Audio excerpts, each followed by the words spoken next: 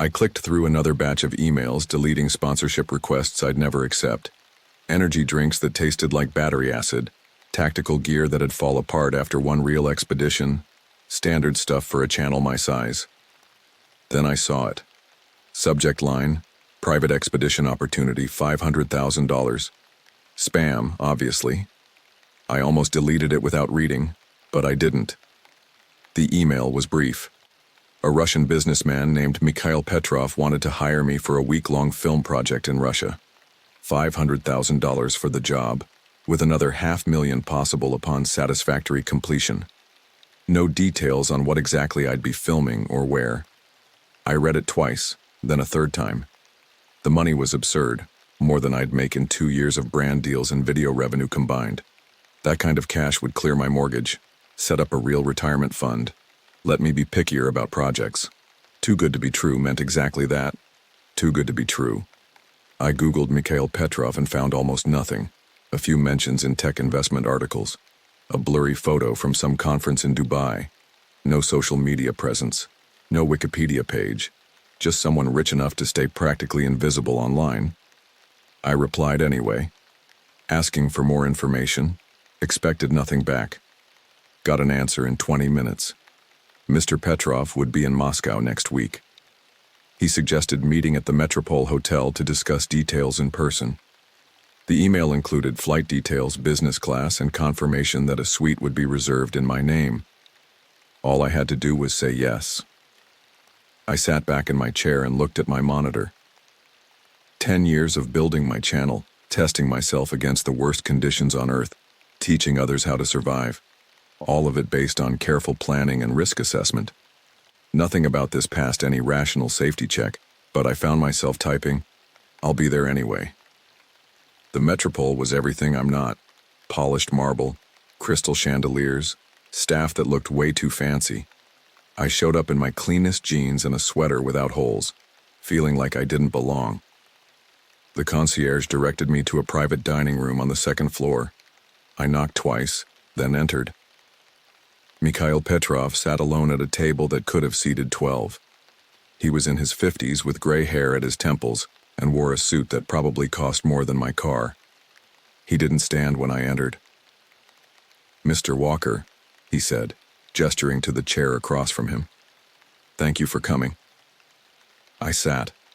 A waiter came out of nowhere, poured water from a crystal pitcher, then left. "I've watched many of your videos," Mikhail said. His English was perfect, just the slightest accent. "Your Alaskan survival series was particularly impressive." "Thanks," I said. "Now maybe you can tell me why I'm here."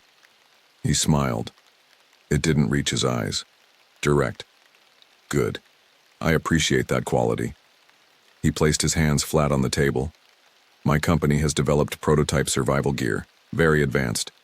We need someone with your expertise to test it under authentic conditions." "What kind of gear?" "A comprehensive system. Communication devices, shelter components, navigation tools.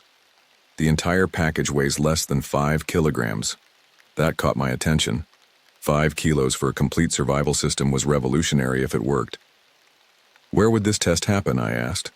"A remote area in eastern Russia, uninhabited, challenging terrain." He sipped his water. "We would transport you there, provide the equipment, and extract you after 7 days. And you're willing to pay $500,000 for this? The first payment of $250,000 has already been transferred to your account." He slid his phone across the table, showing a banking app with a completed transaction. Consider it a gesture of good faith. I checked my own phone. The money was there, $250,000 just like that. "Why me?" I asked, trying to keep my voice steady. "There are plenty of survival experts, military types with more advanced training.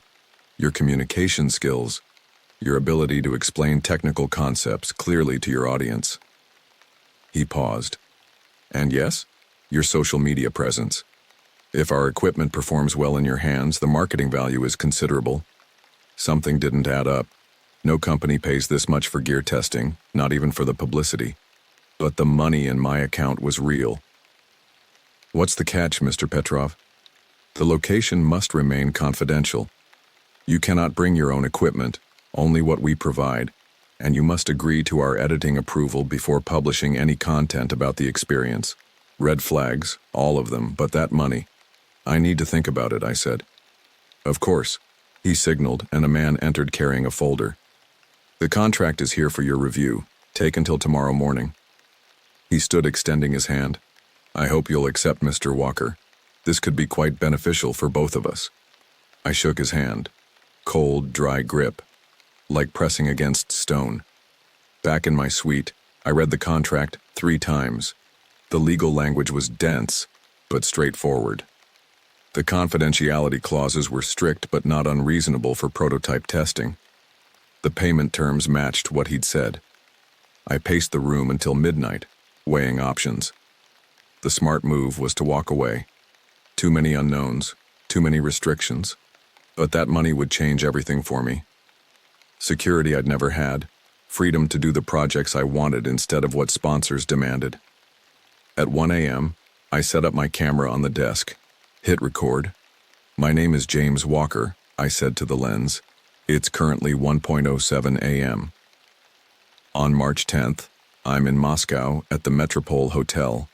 I explained the offer, described Mikhail, detailed the contract terms. If you're watching this, it means I didn't deactivate the scheduled upload. If I don't enter my password in 8 days, this video goes public. If that happens, something went wrong. I saved the file, uploaded it to my private cloud storage, and scheduled it. Then I signed the contract. Morning came with gray light filtering through expensive curtains. I packed my few belongings, went downstairs, and found Mikhail waiting in the lobby with another man. Tall, military posture, watchful eyes. No introduction was offered. You've made a wise decision, Mr. Walker, Mikhail said, taking the signed contract. Andre will assist with our travel arrangements.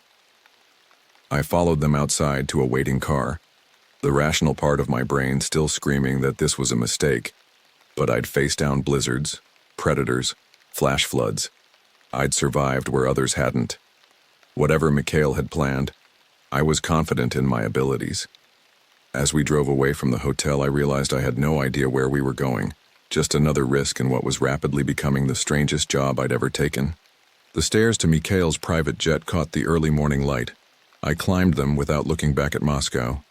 No flight attendant greeted me at the door. Just Andre, standing with his back straight and looking right at me. He pointed to a leather seat without saying anything.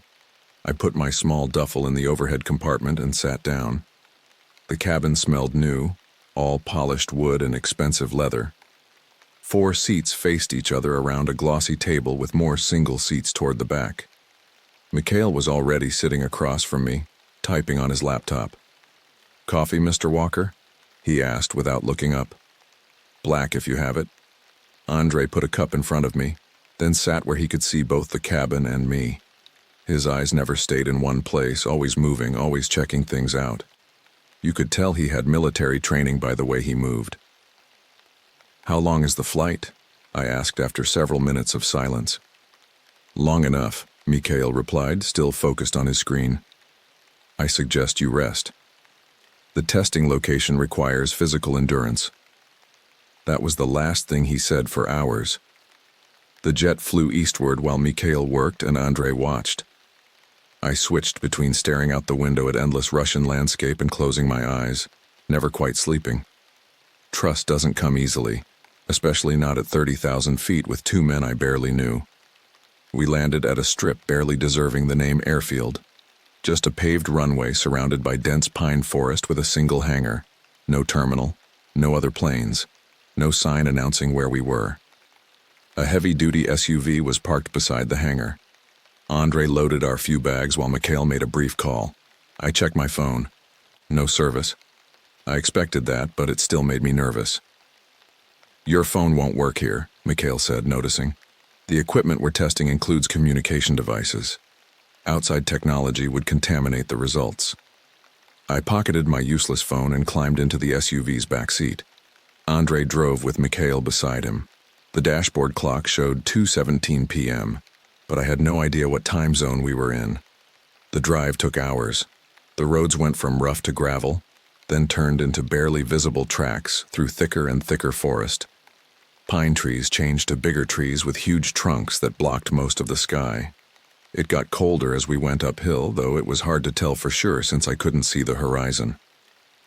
Andre drove like he knew exactly where he was going, never stopping to think at any turns. He'd been here before, probably many times. We got to the hunting lodge when it started getting dark. It was made of dark wood with a steep roof built for snow and looked sturdy but not fancy. Smoke was coming from a stone chimney. Someone was already there. "Home for tonight," Mikhail said, stepping out of the vehicle. "Tomorrow your real work begins." Inside the lodge matched its exterior. Functional, not fancy. A main room with heavy wooden furniture and animal heads mounted on walls. A kitchen area stocked with basic supplies. A hallway led to what I assumed were bedrooms.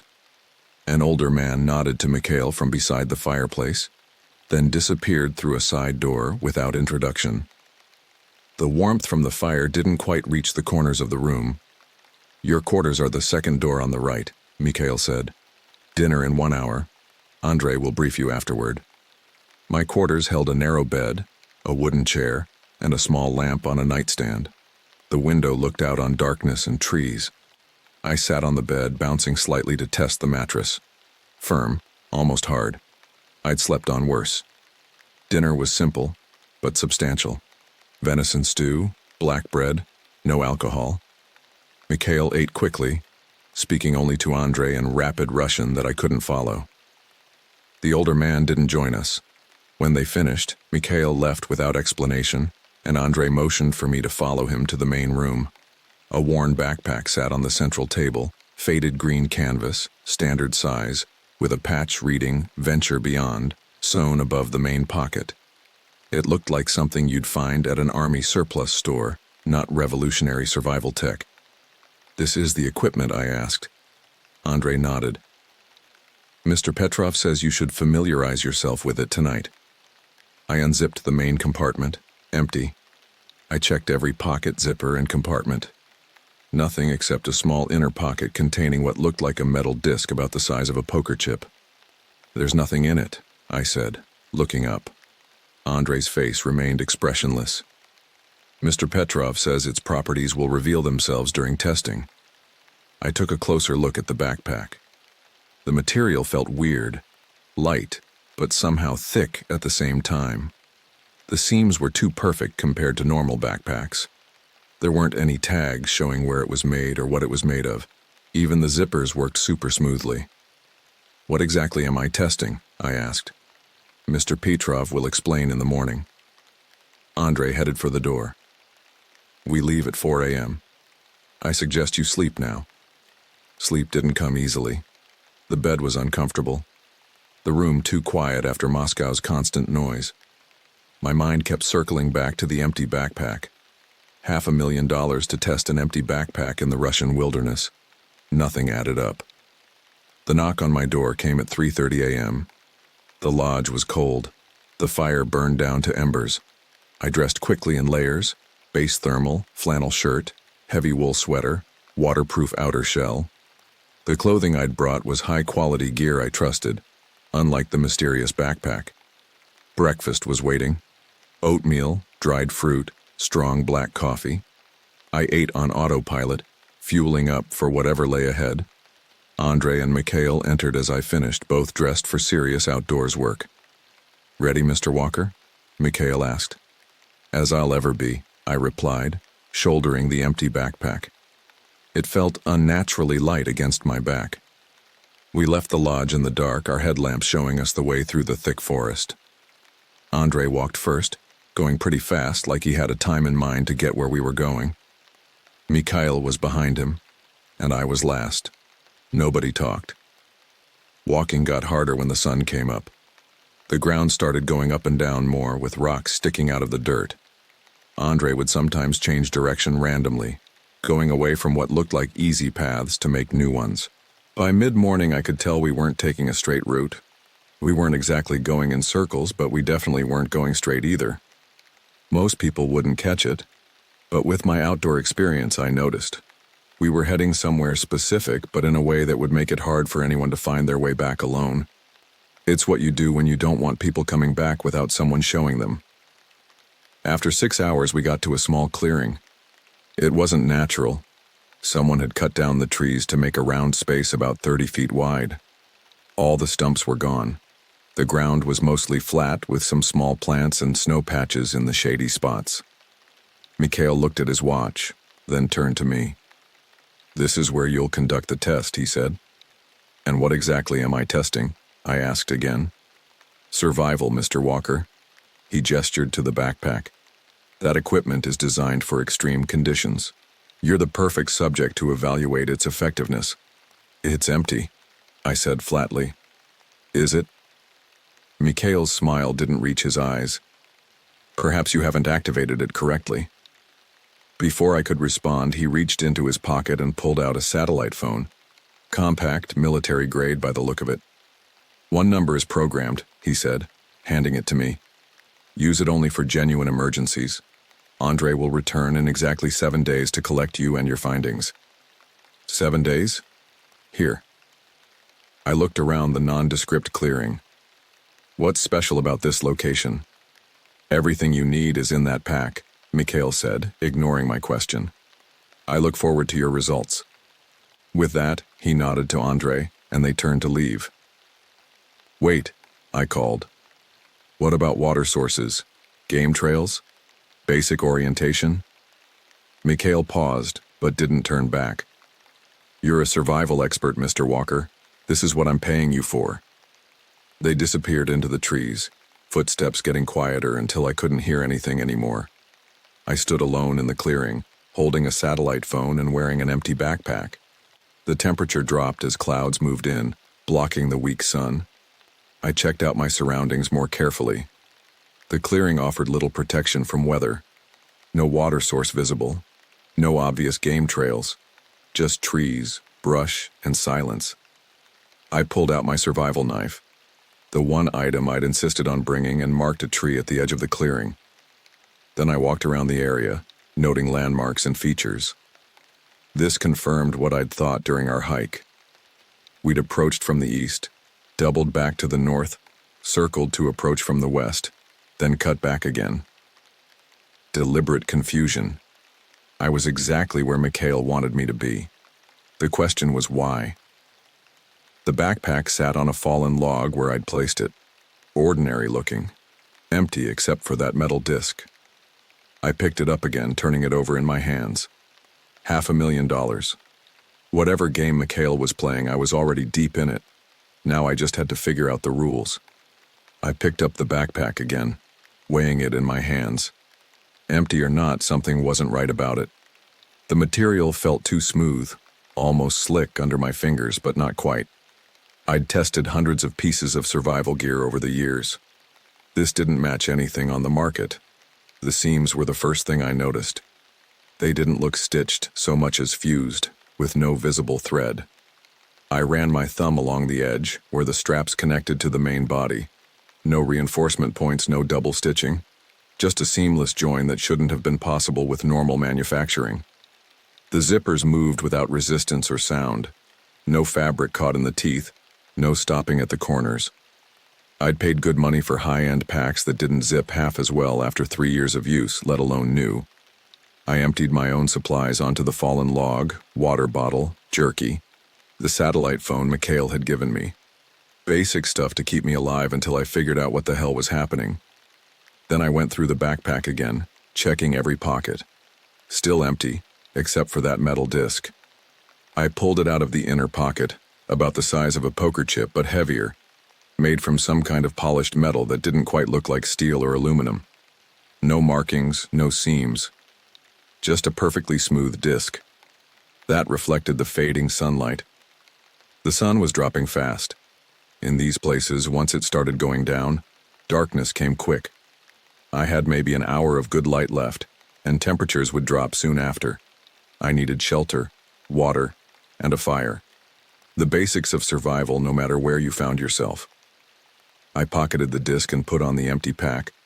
Might as well use it, even if it held nothing. Then I started gathering firewood from the edge of the clearing, marking each tree I passed with my knife. The forest floor was damp but not soaked, and I found enough dry branches under the thicker parts of the trees. By the time I'd built a small fire pit and stacked wood nearby, the shadows covered the entire clearing. The temperature was already dropping. I'd need more substantial shelter for the night, something to block the wind at minimum. That's when I felt it. Warmth against my thigh where I'd pocketed the disc. Not body heat, something else. I pulled it out. The metal was glowing faintly blue around the edges, giving off a steady bead of light. As I looked at it, the glow got stronger. "What the hell?" I muttered. The disc got warmer in my palm, not burning but definitely heating up. The blue light spread from the edges toward the center and then reacted to my touch by shooting upward. I dropped it. The disc hit the ground, but the light didn't stop. It grew outward, making a perfect ball of spinning blue light about 3 feet across, floating a few inches above the forest floor. I backed away, nearly tripping over the log. This wasn't normal tech. This wasn't some fancy new GPS or emergency beacon. My hand went to my pocket, pulling out my phone. If I was about to die from some experimental Russian weapon, at least I'd leave evidence behind. I started recording, filming the glowing ball as it slowly spun around.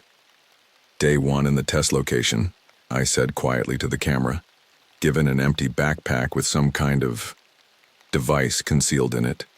"The device has activated and is producing this effect." The orb started spinning faster and the middle cleared up like someone was wiping a window. Through it I could see trees. Not the pine and fir around me, but different trees, huge trunks with weird ridged bark. The light was different too, darker and more purple than the blue-gray evening light in my clearing. I walked around the orb, staying back a bit. The view into the other place moved as I moved, showing different angles of the same strange forest. Because that's what it was. Not just a different forest, but one that looked wrong. Everything seemed the wrong size. The colors just weren't right. The device appears to be projecting some kind of, a window or screen showing another location. I don't recognize the type of forest or the vegetation. I picked up a stick and cautiously approached. The orb didn't react to me. It just hung there. A perfect sphere of light with a window to somewhere else. I extended the stick toward it, expecting resistance. The stick went through. Not like pushing through water or even air. It simply disappeared once it crossed the edge of the orb, visible only on the other side in that strange forest. I pulled it back. The stick reappeared intact. I tried again, pushing it further through, then pulling it back. Same result. "It seems to be some kind of portal," I said to the phone. Even saying it out loud sounded ridiculous. Portals weren't real. They were science fiction. But then again, so was whatever I was looking at. The temperature kept dropping. My breath now made small clouds in front of my face. The sky was getting dark blue, with stars starting to peek through the clouds. It would be below freezing in a few hours. I had some basic supplies, but not enough to survive cold weather for long. My layers would help, but without good shelter, one night of really cold temperatures could kill me. I needed to decide quickly. I put the phone back in my pocket but left it recording. Evidence. Whatever happened. The satellite phone Mikhail had given me felt heavy in my other pocket. It had just one number programmed. Emergency only, he'd said. But what counted as an emergency? A weird glowing portal showing up in the middle of nowhere? I took it out and looked at the simple display. If I called, what would I even say? And who would answer? Mikhail? Andre? Someone else? The cold got worse. Wind picked up, blowing dead pine needles across the clearing. My small pile of firewood wouldn't last the night, and the darkness would make getting more wood hard and dangerous.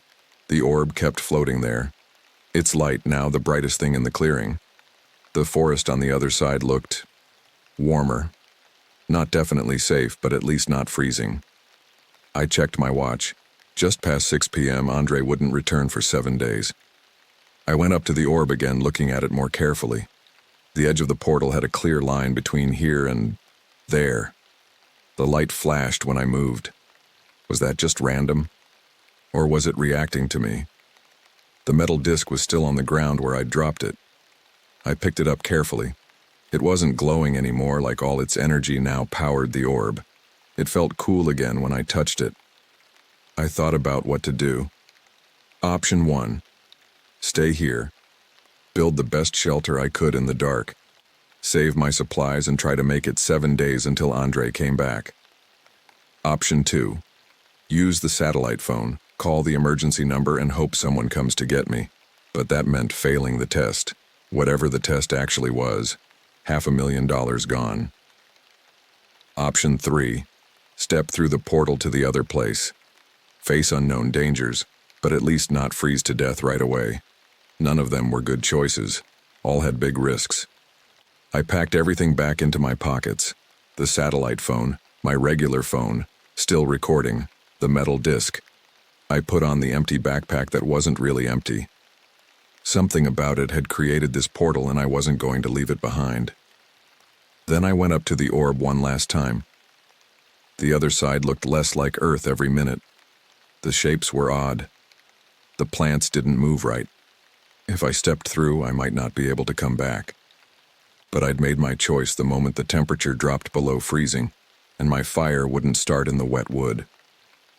I'm not a test subject, I said to my recording phone. I'm James Walker. I've survived the Amazon, the Arctic, and the Australian outback. I'll survive whatever's on the other side of this too. I took a deep breath and stepped forward into the blue light. The world swirled around me, colors all running together. My stomach lurched. My ears popped painfully. Then it stopped. I stood in the weird forest I'd seen through the window, surrounded by huge trees with bark that glowed slightly. The air felt thick, almost humid, and smelled like plants I'd never smelled before. Behind me, the portal flickered once and disappeared. The blue orb was gone, and with it, my way back. Each breath came heavier than it should have. The air pushed back against my lungs, thicker than what I was used to, like breathing at high altitude but wetter. I took a few careful steps forward, boots sinking slightly into soil that felt spongier than normal earth. My hand went to my pocket, pulling out my phone. Still recording. I switched to the flashlight function, sweeping the beam across my surroundings. Portal's gone. I said quietly to the camera, I'm somewhere else. Somewhere else didn't begin to cover it. The trees around me went up higher than my light could reach. Their trunks were wider than cars with bark that flickered with faint lines of bluish light. Not reflected light. Internal. Like something living just under the surface. I moved the camera upward, trying to capture the massive branches above. Through gaps in the enormous leaves, I caught glimpses of the darkening sky, then froze. 2 moons hung there, one larger, pale yellow, the other smaller with a bluish tint, both partially visible through breaks in the tree cover. Not in Russia anymore, I whispered. I realized what this meant right away. This wasn't some hidden forest in Siberia. This wasn't even Earth. My brain tried to come up with explanations. Maybe I was seeing things, or someone built a fake environment, or I was drugged. But seeing 2 moons in the sky shot down each idea. I needed to be practical. Staying alive came first. Freaking out about existence could wait. Water, shelter, safety. The basics stay the same no matter where you end up. I'd need all 3 before I could figure out what was happening and how to get back. The weather felt okay. Not hot, not cold. Kind of like early fall back home. It was a bit humid, but not too bad. The plants on the ground gave off a faint glow, making enough light that I could turn off my phone flashlight to save battery. I bent down to check out the dirt, rubbing it between my fingers. It fell apart like peat moss, but then came back together, almost like it was alive. The plants around me were nothing like what I knew, weird spiral ferns and vines that seemed to breathe. I heard something moving through the plants to my left. I froze. Whatever made that noise wasn't small. More rustling, getting closer now. Multiple things. I backed up slowly toward the biggest tree and pressed against the glowing bark. No sudden moves, no sounds, just steady breathing as I looked into the dark. They came out from between the trees about 90 feet away. 3 of them, moving smoothly like wolves, but built wrong. Their bodies were too long, with legs bent at weird angles. Their long skulls had branching antlers that seemed to swallow the light instead of shine in it. They moved as a group, sniffing the ground, making soft, clicking sounds to each other. I held my breath when one lifted its head and flared its nostrils. It looked my way, its eyes catching the tree glow like black mirrors. For 5 seconds, nobody moved. Then the leader turned away and kept going through the trees. The others followed, their strange legs carrying them quietly into the distance. I waited 5 full minutes after they left, counting in my head. When I was sure they were gone, I moved away from the tree, staying low. Standing still on the ground wasn't a good plan. I needed to get up high for a better view and safer spot. The closest tree I could climb was about 50 feet away. Not one of the giants, but a smaller one with low branches spiraling up. I walked toward it, stepping carefully to stay quiet. The bark felt rough, but not sharp as I pulled myself onto the first branch. Climbing came easy after years of field work, and I made my way up without problems. 20 feet up, I found a spot where branches met that could hold my weight. I sat in the natural seat, back against the trunk, legs stretched along a branch. The empty backpack felt awkward behind me. I took it off, planning to use it as a pillow while I figured out what to do next. As I fixed the straps, my fingers felt what seemed like a seam that shouldn't be there. Not on the outside or inside, but between layers of the material. I pressed it, feeling for a catch. Something clicked. The backpack shook in my hands. I almost dropped it, catching it just in time as it started to change shape. The fabric changed, flowing into a new shape. Pockets appeared where there weren't any before. The straps pulled in, then came back out stronger and with padding. What the hell? I muttered as the transformation completed. What had been an empty shell now weighed several pounds, filled with parts I couldn't even name. The main compartment had what looked like water purification tablets, but with a weird shine no Earth-made tablets had. Another pocket held small metal discs like the one that made the portal, but smaller, and marked with different colored bands. From a side pocket that definitely wasn't there before, I pulled out what looked like a wrist device, a band made of the same stuff as the backpack with a flat metal surface where a watch would go. I turned it over in my hands, looking for buttons or switches. Finding none, I slipped it onto my left wrist. The band quickly adjusted to fit just right. The metal face lit up, showing a holographic display 6 inches above my wrist. Symbols I couldn't read scrolled by, then changed into simple icons. Droplets, what looked like a thermometer, a compass, and other readings I couldn't figure out. I tapped the water droplet icon. The display changed, showing a map with flashing blue dots at different distances from a central point, which I figured was where I was standing. Water sources, I realized aloud. It's showing me water. I tried the thermometer icon next. Numbers appeared. 18.3 degrees C ambient temperature, 37.1 degrees C body temperature, 22.6% oxygen content. That last reading explained the thickness of the air. Oxygen levels lower than Earth normal, but still breathable. The next icon resembled a shield. When I tapped it, the device made a quiet sound. A transparent bubble formed around me, extending about 3 feet in all directions. The edges had a slight shine, but it was mostly invisible. A snapping twig below caught my attention. I looked down to see one of the antlered creatures directly beneath my tree, sniffing with its long neck pointed up. It was looking right at me. I held perfectly still, barely breathing, certain it would see me. But after a few moments, the creature turned away, confused. It paced in a circle, sniffing again at the base of the tree, then wandered off into the forest. The bubble had hidden me, Not just visually, but masked my scent too. I began examining the rest of the backpack's contents with new understanding. This wasn't standard survival gear. Every component served a specific purpose for this environment. The metal discs, the purification tablets, the readings on my wrist display, all calibrated for this world, not Earth. I suddenly realized the truth. I wasn't testing equipment at all. I was the test subject. Mikhail hadn't sent me to evaluate prototype survival gear. He'd sent me to see if a human could survive here, in whatever alien world lay beyond the portal. I wasn't the first either. The creature's behavior suggested they recognized human scent. They'd hunted people before. I leaned back against the tree trunk, the cloaking bubbles still active around me. The twin moons had risen fully now. In their light, I could see further into the forest. More of the giant glowing trees, strange formations in the distance, and the shapes of other creatures moving between them. I was trapped in an alien world with nothing but experimental tech and my own skills to keep me alive. And somewhere, I needed to find a way back. I ducked into the narrow opening between two rock faces, scraping my shoulder in the process.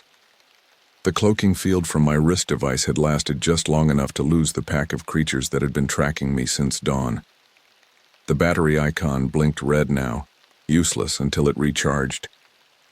3 days of constant movement had taken its toll. My legs ached from climbing over fallen tree trunks and wading through ankle-deep pools of glowing water. Sleep came in 20-minute bursts, while wedged into branches high above the forest floor. Food consisted of nutrition bars that had materialized in the backpack after its transformation, tasteless but filling. The passage got wider as I moved deeper. My phone's flashlight showed what looked like a proper cave system, not just a crack in the rocks. The air was cooler here and easier to breathe than the thick, humid air outside. Day 3. I muttered to my phone as I recorded. Found what might be decent shelter. First real break since arriving. I moved my light across the ground looking for any signs of those creatures. The deer wolves, as I called them. The stone floor was clean except for some dust.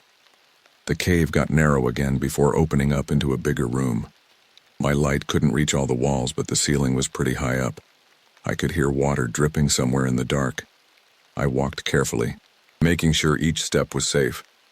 Breaking an ankle here would be a disaster with my limited supplies. My light caught something shiny about 30 feet ahead. It was metal. Definitely not natural in this place. I went closer, looking around as I moved.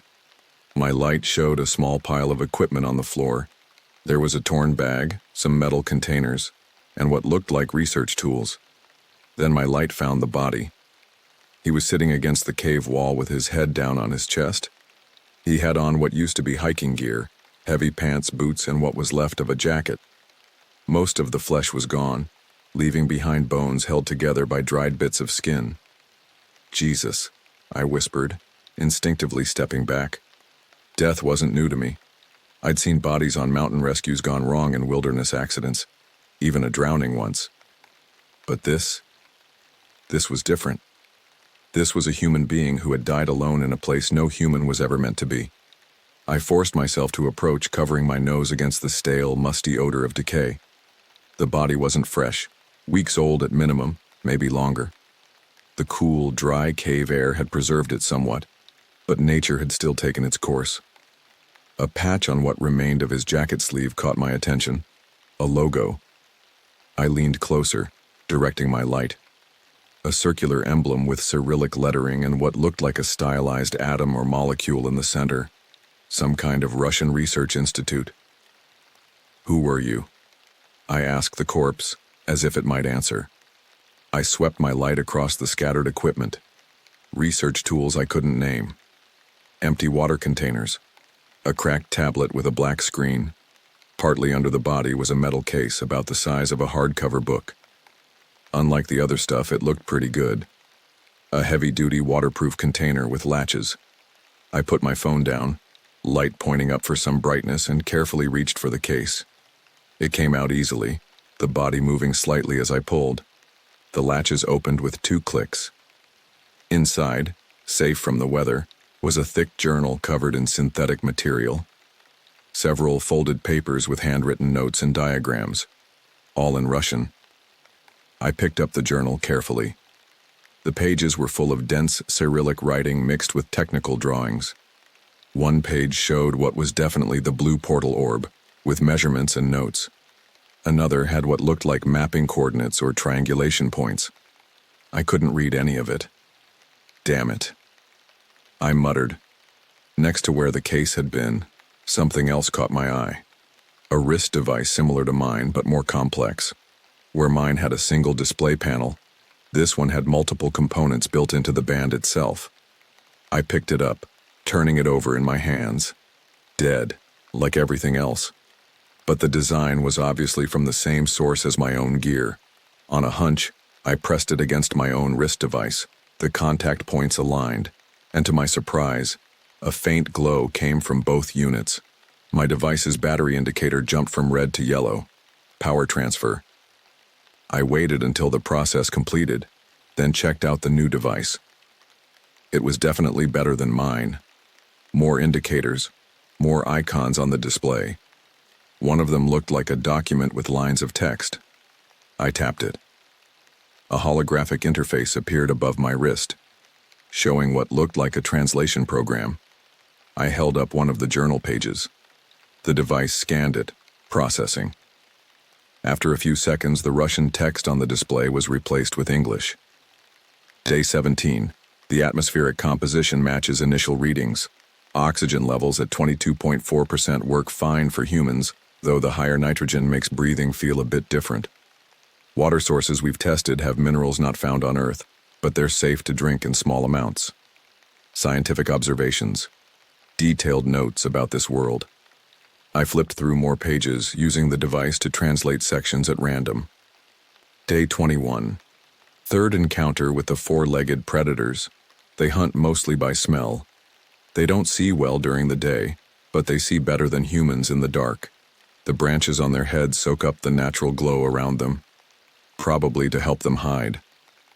I turned to the journal's first page looking for who wrote it. The translation appeared. Research Journal of Dr. Alexei Kuznetsov, Project Threshold, Entry 1. Transport worked. The displacement took about 3.2 seconds, shorter than we expected based on our tests. No immediate physical damage except feeling dizzy and sick. The return portal didn't show up when it was supposed to, following backup plan and setting up camp to wait for another extraction. I looked at the body and realized Alexei hadn't just ended up here by accident. He came here on purpose for this Project Threshold. I continued scanning through the journal, translating key sections. Day 24. Still no contact from base. The emergency beacon doesn't show any sign that our messages are getting through. Starting to think the barrier between dimensions blocks normal communication signals. I flipped forward several pages. Day 30. Water supply almost gone. Moving northeast toward the bigger river system we saw during first flyovers. The Verkal packs are showing up more often and getting braver. The way they act suggests they now see humans as food. Verkal, so that's what they were called. The entries grew shorter, more urgent as I moved toward the end of the journal. Day 42, my 15th day in this cave system. Leg wound looks infected even though I used antiseptics. The Verkal are still outside, walking around. They remember. They wait. Day 43. Petrov has a lot to answer for. 17 of us sent through. 15 before me, confirmed dead. Yulia was the last. She worked with me. He told her the same lies, calibration, equipment testing, 6-day extraction, all made up. I froze at the mention of Petrov, Mikhail Petrov, the man who'd hired me, who'd sent me here. I scanned more desperately now, searching for answers. Day 44. Translation software finished. Have confirmed 3 potential return points within 50 kilomundit of radius. The thinning between dimensions happens at specific geometric spots. The closest matches described coordinates in Nikolai's theoretical models. Pages filled with calculations and coordinates followed along with rough maps sketched from memory. I couldn't make sense of most of it, but one diagram stood out. A rock formation shaped like a hand reaching upward with a drawing of the portal orb hovering above the middle finger. The final entry looked shakier than the others, the handwriting getting worse. Day 47, fever getting worse. No strength to try northeast passage to the hand, 20-kilometer minimum. Vercall Alpha has stayed nearby for 2 days, the biggest one we've seen. It knows I'm here. The others brought it something of mine, smelled it. Their hunting is smarter than I first thought. If found, northeast. Rock formation, hand. Alignment happens during third moon phase. Important. The activator must be at the right height. All previous attempts failed because they activated it at ground level. The doorway opens above. 17 of us. Let one return to tell the truth. That was the last entry. Alexei had died here, alone, with the knowledge of how to get home but without the strength to make the journey. I sat back on my heels, letting the journal close in my lap. 17 people. 17 human beings sent through the portal for experiments. None had returned. Until me, possibly. If I could reach this hand formation that Alexei had identified, I stood and began gathering anything useful from Alexei's supplies. The advanced wrist device, a small toolkit, what looked like signal flares but with a weird design, a water purification system better than the tablets in my pack. As I worked, I thought about what I'd learned. This wasn't a survival test, it was human experimentation. Mikhail hadn't expected me to return. He'd expected me to die here, like all the others. The journal went into my backpack, along with the other usable equipment. I owed it to Alexei, to all of them, to make it back and expose what Mikhail had done. I pointed my light toward the back of the cave. I needed rest, real sleep, before trying a 20-kilometer hike through an area I knew was full of Vercall. The cave would keep me safe for the night. As I moved away, I paused, looking back at Alexei's remains. I couldn't bury him here. The best I could do was survive. Reach the hand, find the portal home, and make sure Mikhail Petrov paid for the 17 lives he'd sacrificed for his research. 20 kilometers northeast, a rock formation like a hand.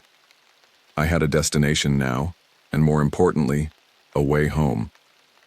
I splashed through the shallow blue stream, counting steps to stay focused. 5 days of constant movement had worn me down. My boots squelched with each step, soaked from wading through too many of these glowing waterways. The backpack technology had kept me alive, but just barely. My water bottle lay empty in the side pocket. Dehydration wasn't an option, not with the miles still ahead. I crouched at the stream's edge and pulled out my wrist device. "Let's see if you'll kill me," I muttered, hovering the scanner over the flowing water. The display flashed yellow, not green. Translation showed up in holographic text. Potable. Yes. Toxicity. Low mineral content. High warning. Neurological effects with extended consumption. I dipped my bottle and took a careful sip. The water tasted like metal, like I was drinking from an old pipe.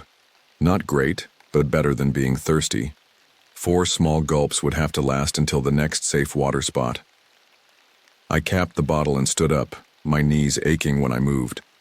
The cloaking field around me flickered for a second, battery getting low again. The ground got steeper as I kept heading northeast, following Alexei's coordinates. The big glowing trees weren't as thick here, and I could see hills covered in plants that looked like ferns. They curled away when I walked past them. It still weirded me out that plants would react like they were scared of me. By noon, I'd climbed high enough to see farther. Then I spotted it, about 10 miles away, sticking up from the trees. A rock that looked just like a hand reaching toward the sky. "The hand," I whispered. Alexei's notes were right.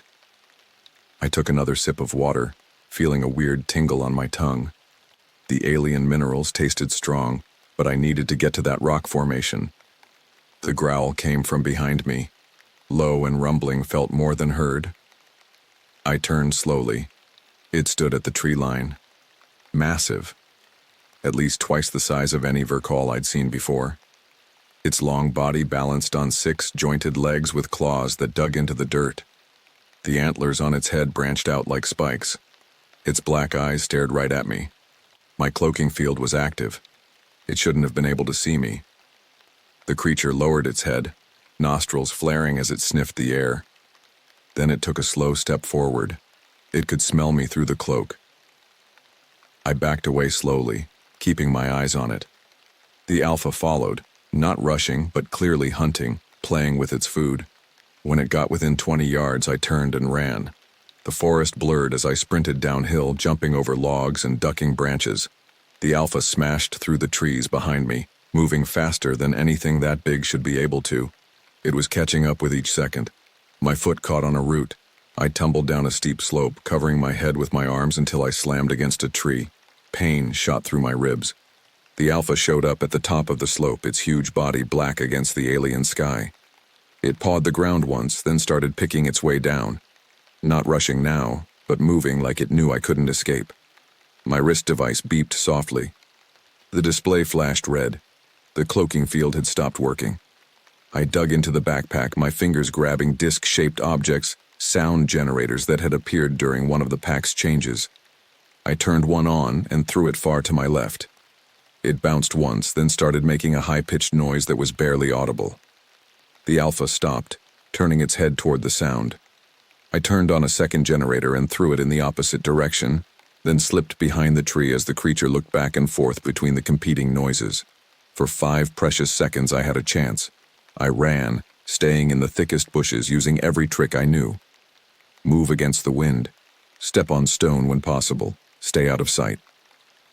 The alpha roared behind me, a sound like tearing metal, when it realized I was getting away. I didn't look back. I could see the hand through gaps in the trees getting bigger as I got closer. Hours ran together. I used the remaining sound generators carefully to buy time. The alpha never quit. Sometimes I'd get far enough ahead to lose sight of it, but it always found my trail again, never giving up. As it got dark, the light changed from purple to deep indigo. The bottom of the rock formation was right ahead, stone fingers sticking up from the ground like parts of a broken statue. Up close, each finger was at least 100 feet tall, with steep sides and few handholds.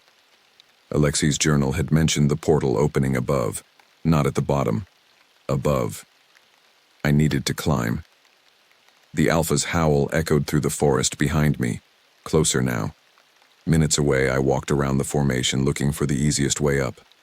The thumb had more bumps and ledges than the other fingers. I tightened the backpack straps across my shoulders and started climbing. Rock climbing was never my thing, but years in the wilderness had taught me the basics. Test each hold, use legs more than arms, keep 3 points of contact at all times. The stone felt oddly smooth under my fingers, making the climb harder than I expected. 50 feet up, my arms burned. I stopped on a narrow ledge, pressing my back against the rock to catch my breath. Below, the alpha came out of the forest. It walked around the base, looking up with those black eyes. Then it put one clawed foot on the stone and started to climb. I hadn't expected that. The creature's weird limbs found grip where there seemed to be none. Its body moving in a strange way as it climbed the vertical face easily. I pushed upward with new urgency, ignoring my aching muscles. The ledge got narrower as I climbed higher, eventually becoming just small bumps, barely wide enough for my toes. 80 feet up, I reached what looked like the tip of the thumb, a flat area about the size of a coffee table. I pulled myself onto it, rolling away from the edge as gusts of wind tried to push me off, and found nothing. No portal, no activation point, just smooth stone under a darkening sky. The alpha was 60 feet below and climbing steadily. I frantically searched the flat surface, running my hands over the stone. Alexi's journal had mentioned alignment during the 3rd moon phase. I looked up. Both moons were visible now, but neither was full. Was there a third I couldn't see yet? My fingers touched the pocket where I'd put the metal disc, the one that had created the original portal back in the clearing. I pulled it out. The surface caught the moonlight, showing concentric circles etched into the metal that I hadn't noticed before. The Alpha was 40 feet below. I could hear its claws scraping against stone. I pressed the disc against the rock. Nothing happened. "Come on," I muttered, trying different spots. "Where's the damn door?" The Alpha was 30 feet below, its antlered head becoming visible over the ledge. I held the disc up to the moonlight again. The circles weren't perfectly concentric.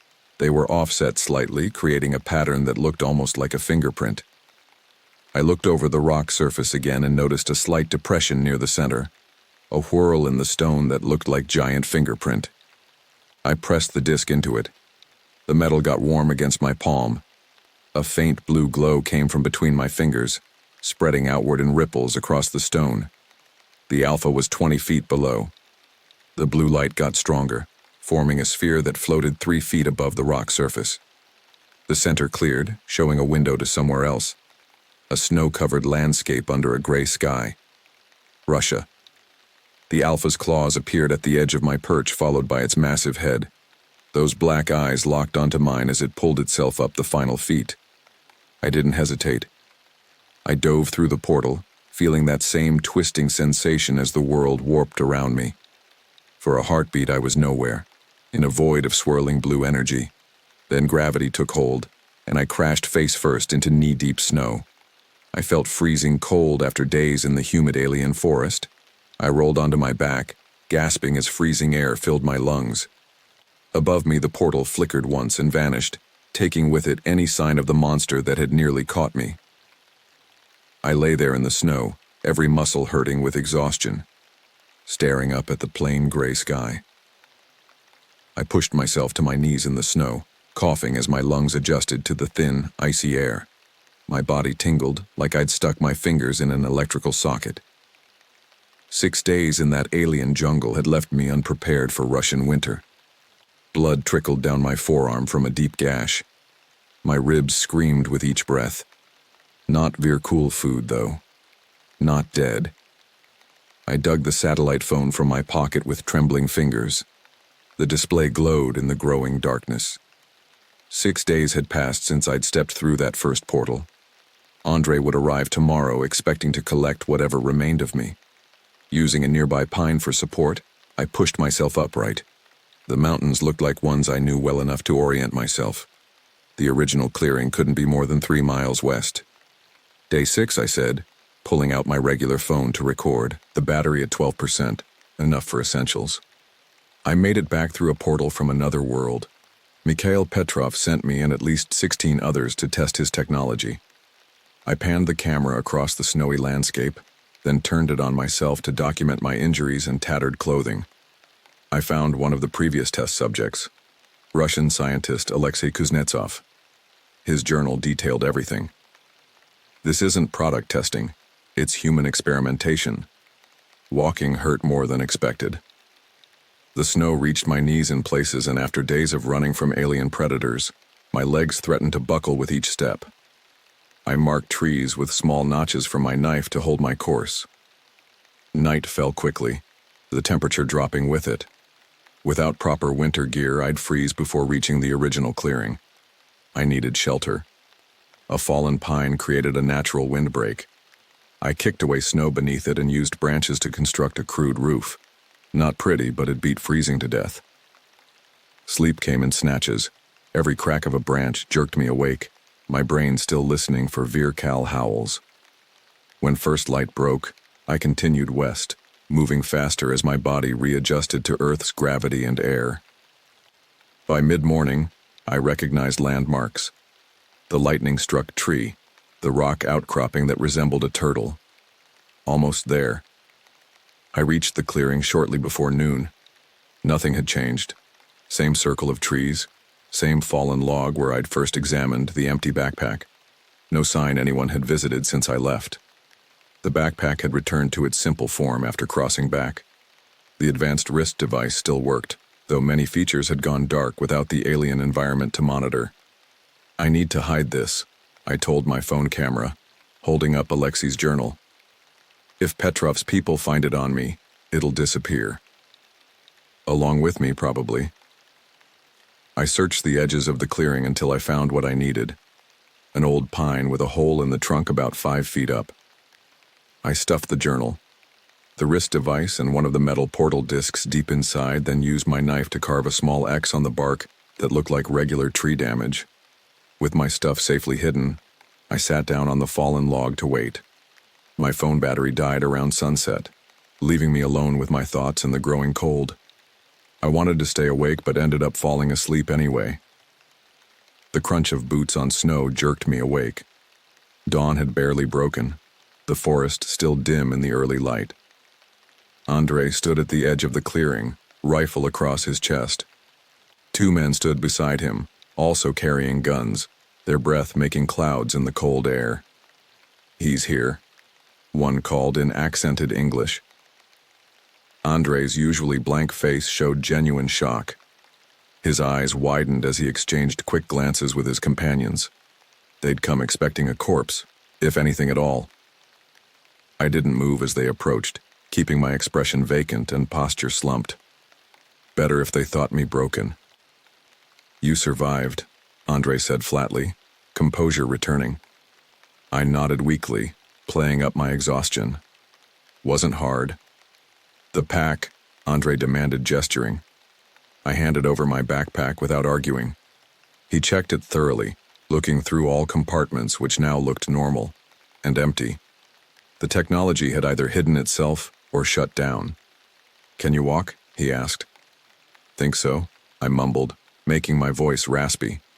2 men helped me up, though I noticed they kept their hands near their weapons.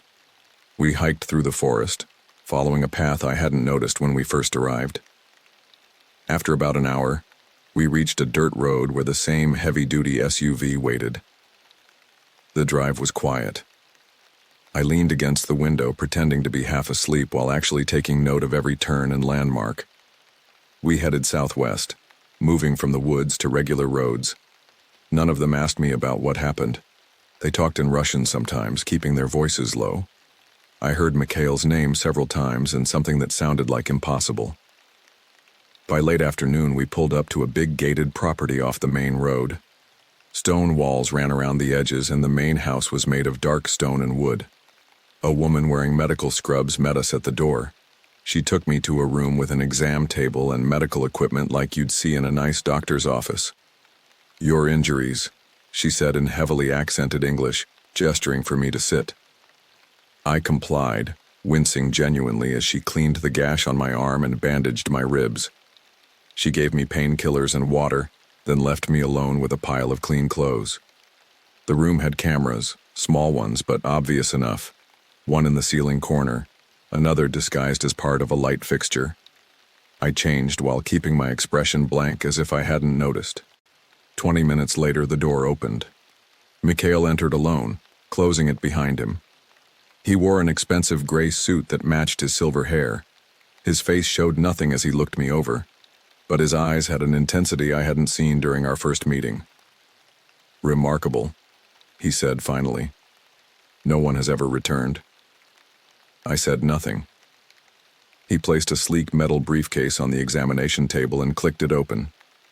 Inside, stacks of cash. The promised $500,000.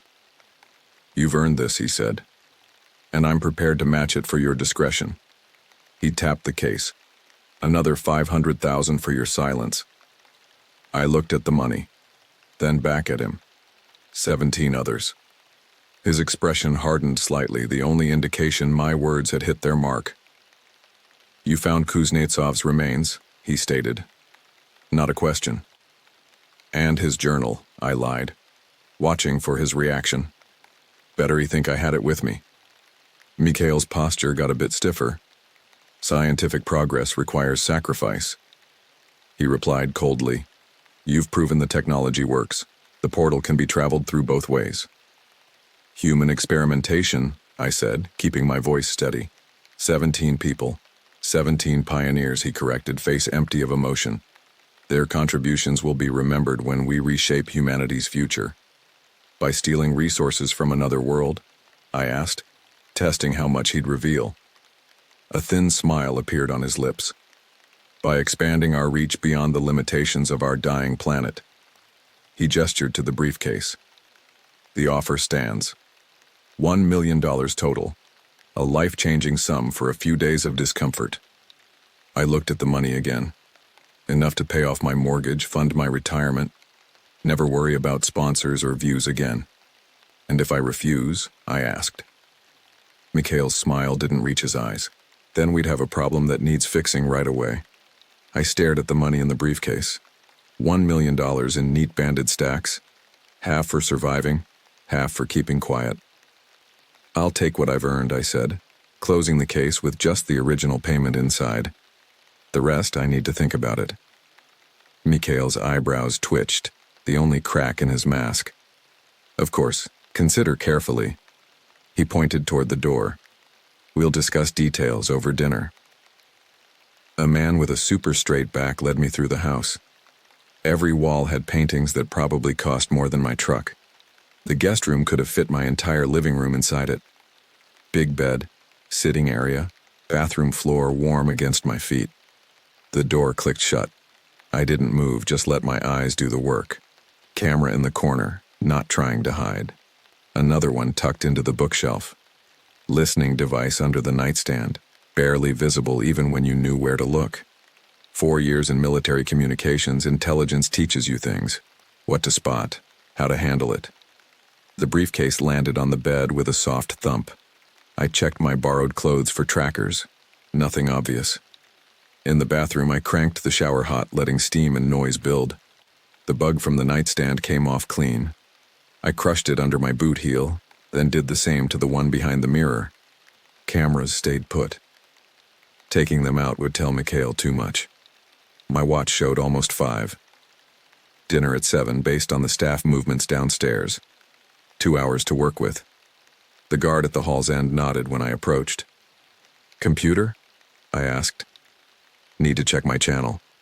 He pointed downstairs. Library. First floor. East wing. The library tried too hard. Leather books nobody read. Heavy drapes. Fancy desk with a laptop worth a month of my rent. 2 cameras watched from the corners. Good. Let them see me being predictable. YouTube loaded fast on expensive internet. I made a show of clicking through my analytics. Under the desk, my fingers found my backup phone.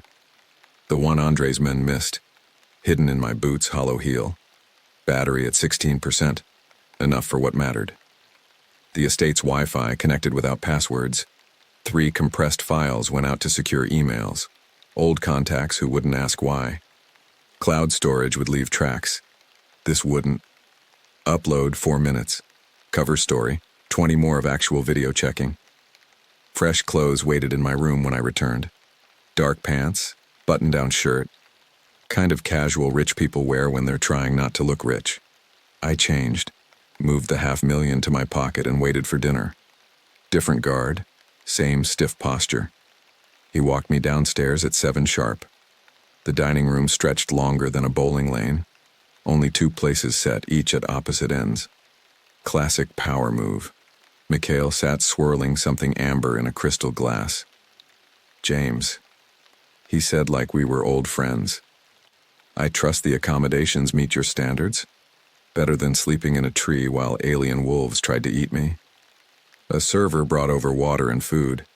The steak looked small on the giant white plate. It was fancy looking. Mikhail watched me take a bite before speaking. You're wondering why I chose you? Not really. The meat cut clean. Perfect pink inside. Your survival skills made you ideal, but your public profile creates perfect deniability. His smile never touched his eyes. If James Walker disappeared after accepting a mysterious Russian offer, your fans would gossip. But no one important would look too hard. No family asking questions, no company demanding answers. Precisely. He sipped his drink. The portals were a discovery, not an invention. My team found the first one 5 years ago in Siberia, a natural tear.